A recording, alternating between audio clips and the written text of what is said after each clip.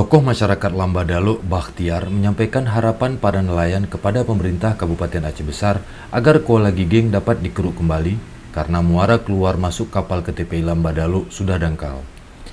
Hal tersebut disampaikan kepada pemerintah Aceh Besar lewat staf ahli bidang ekonomi dan pembangunan Dr. Andes Syukri pada saat penyerahan dokumen kepemilikan kapal kepada nelayan Aceh Besar melalui Panglima Laut di TPI Lambadalo, Baitussalam, Selasa 27 September 2022.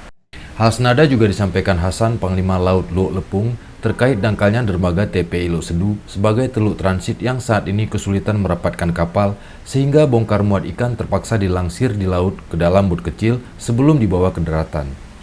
Merespon hal tersebut, Kepala Dinas Kelautan dan Perikanan Kabupaten Aceh Besar Arifin SHI mengatakan Kuala Giging masuk ke dalam kawasan pembangunan strategis nasional tahun 2022.